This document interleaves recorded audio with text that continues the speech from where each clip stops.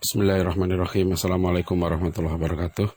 Alhamdulillahirabbil alamin wassalatu wassalamu ala nabiyyina Muhammadin wa ala alihi washabbihi ajmain, amma ba'd. Bapak Ibu hadirin saudara sekalian, alhamdulillah pagi hari ini kita tetap bersyukur pada Allah SWT atas segala nikmat yang diberikan Allah pada kita ya. Pagi hari ini kita masih melanjutkan pembahasan tentang masalah Pancasila. Ada satu hal yang penting untuk kita renungkan, dan saya angkat sebagai judul pada artikel ini, yaitu pernyataan dari Profesor Hazairin, ya, seorang guru besar ilmu hukum Islam dan hukum adat ya di Universitas Indonesia, ya, tentang makna ketuhanan yang Maha Esa. Karena ini sangat penting ya, di dalam pembukaan UUD 45 dinyatakan negara berdasar atas ketuhanan yang Maha Esa. Nah, itu apa maksudnya? Nah, di artikel inilah kita kutip beberapa ya pernyataan dari para pendiri bangsa, ya, baik dari Bung Hatta, kemudian Haji Agus Salim, ya, kemudian Ki Bagus Hadikusumo, dan juga berbagai tokoh yang lain, termasuk akhirnya hasil rumusan ya Munas Alim Ulama NU di Situbondo tahun 83 yang menegaskan bahwa ketuhanan yang Maha Esa itu bagi orang Islam bermakna tauhid dalam ajaran Islam. Nah, itulah kenapa umat Islam ya tahun 45 itu sepakat ya untuk menerima UUD 45 ini, kita menerima itu. Ya, dan kita tahu nanti meskipun kemudian umat Islam sangat kecewa ya, rumusan Piagam Jakarta diubah pada 18 Agustus 1945 ya, tapi umat Islam tidak tidak mutung tidak putus asa gitu lah. Dan itu nanti dibuktikan ya, umat Islam bersatu ketika keluar fatwa Ki Haji Hasyim Asy'ari 22 Oktober 1945, maka seluruh umat Islam Indonesia yang dikatakan Koran Kedaulatan Rakyat di Jogja, jumlahnya waktu itu 60 miliun, ya, 60 juta orang, siap berjihad fisabilillah mempertahankan kemerdekaan Indonesia itu. Nah, jadi ini bukan sembarangan ya, kemerdekaan kita itu diperjuangkan dan dipertahankan ya dengan segenap kemampuan para ulama ya umat Islam Indonesia itu. Makanya tidak diragukan lagi yang namanya ketuhanan yang Maha Esa itu memang maknanya tauhid bagi orang Islam. Dan juga ketuhanan yang Maha Esa ini gitu kan tidak memberikan peluang gitu ya tumbuhnya berkembangnya faham-faham yang anti Tuhan, faham-faham yang menolak Tuhan itu. Nah, ini penting penegasan Profesor Hazairin itu, bahwa ketuhanan yang Maha Esa itu bermakna pengakuan terhadap kedaulatan Tuhan. Nah, sebab aneh kalau ada orang Islam gitu ya, ngaku Islam tapi mengakui Tuhan itu ada ya, mengakui Tuhannya itu Allah Subhanahu wa taala, tapi tidak mengakui kedaulatan Allah, yaitu tidak mau mengakui ya kekuasaan Allah, tidak mau mengakui hak Allah untuk mengatur dirinya gitu loh.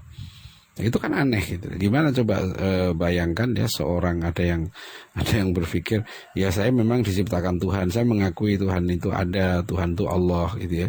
Tapi Allah jangan ngatur saya gitu. Itu kan aneh sekali.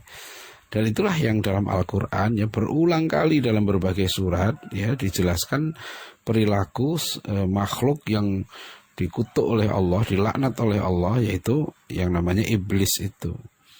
Ya, iblis itu bukan tidak mengakui Tuhan, gimana? Iblis itu hidup di surga, ya, iblis itu pernah berdialog dengan Allah, ya. Jadi iblis itu tahu betul ya Tuhannya Allah, tahu betul Allah itu maha kuasa. Ini iblis ini, bayangkan. Bahkan waktu mau menyesatkan, bersumpah untuk menyesatkan manusia, iblis pun memuji keagungan Allah. Wa bi'izzatika la'ughwiyanahum ajmain. Demi keagunganmu ya Allah, ya aku akan sesatkan mereka semuanya. Ya, jadi itu sumpah iblis itu menyebut keagungan Allah gitu. Nah, jadi tapi iblis itu masalahnya apa dalam Al-Qur'an? Aba wastakbara wa kana minal kafirin. Iblis itu membangkang, wastakbara, dan sombong.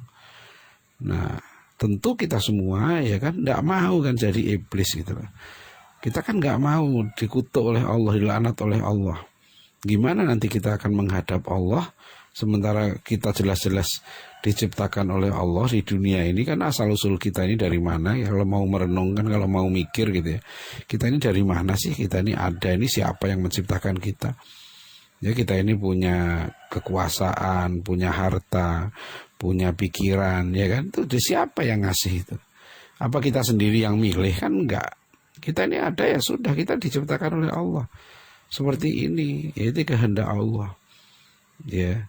Jadi terus kemudian ya, nauzubillah ya, ada orang yang jelas-jelas dia sendiri diciptakan oleh Tuhannya ya, nggak bisa dia mengelak ya, dia ngatur jantungnya sendiri aja nggak bisa ya. Coba aja dia perintahkan jantungnya itu suruh berhenti atau suruh terus berdetak, nggak mau. Pada saatnya Allah menentukan jantung berhenti ya kan, jantung bekerja ya. Nah, kita ngatur dirinya aja, kita ini ngatur diri kita aja nggak bisa gitu. Kok sok-sokan gitu ya, kok sok-sokan nggak mau diatur oleh Allah ya kan. Apalagi ngajak juga orang gitu ya supaya jangan taat pada Allah, atau buat kebijakan yang melarang orang untuk taat pada Allah. Sebab kan ini luar biasa ya, itu luar biasa loh, perilaku manusia luar biasa, artinya sungguh di luar akal sehat gitu loh. Kalau ingat siapa diri kita ini, manusia ini penting. Jadi pernyataan Profesor Hazairin ini ya, guru besar UI ini penting untuk kita tegaskan bahwa manusia kita semua ini ya, apalagi umat Islam Indonesia ini, tegas mengakui Tuhan kita, Tuhan yang Maha Esa itu Allah SWT. Itu jelas dalam alinea ketiga Pembukaan UUD 45 itu kan jelas sekali, atas berkat rahmat Allah yang Maha Kuasa. Berarti kan kita mengakui Tuhan kita itu Allah di situ. Kurang jelas apa lagi gitu loh. Atas berkat rahmat Allah yang Maha Kuasa dan dengan didorongkan oleh keinginan luhur gitu. Kan jelas sekali pengakuan ini, ya kan?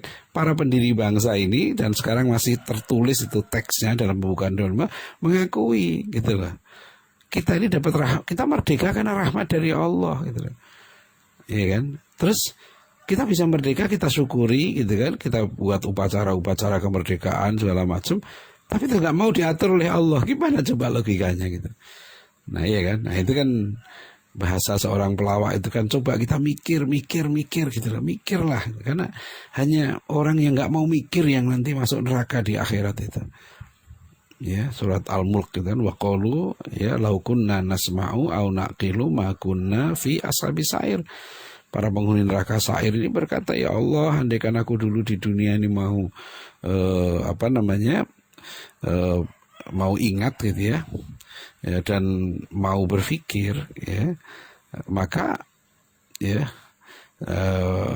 ya Allah, law kunna nasma'u aw naqilu, ya Allah, andaikan ya kami di dunia dulu mau mendengar dan kami mau berpikir ya, au naqilu gitu ya, makunna fi ashabis sa'ir, maka kami nggak akan masuk penghuni neraka seperti ini. Penyesalan itu dia di akhir, di dunia ini nggak lama. Pak, orang punya harta itu berapa sih yang bisa dinikmati hartanya? Mau makan apa yang bisa, berapa banyak dia, berapa piring dia bisa makan ya. Orang punya kekuasaan berapa lama ya, Pak Harto itu 32 tahun, presiden sekarang paling lama 10 tahun. Begitu juga wali kota, gubernur, ya semuanya gitu. Ini akan ditinggalkan, semua akan menghadap Allah. Kita semua akan menghadap Allah, dan kita akan ditanya tentang semua amanah harta, amanah umur, ya, amanah kesehatan, amanah waktu, termasuk amanah kekuasaan kita ini. Kita akan ditanya oleh Allah nanti gitu. Nah ini coba kita mikir, kita renungkan gitu. Hidup sekali di dunia ini, diberikan peluang untuk berbuat baik, berbakti kepada Allah gitu ya. Jangan sampai justru kita gunakan untuk durhaka kepada Allah Subhanahu wa taala. Ya demikian sekalian, mudah-mudahan bermanfaat.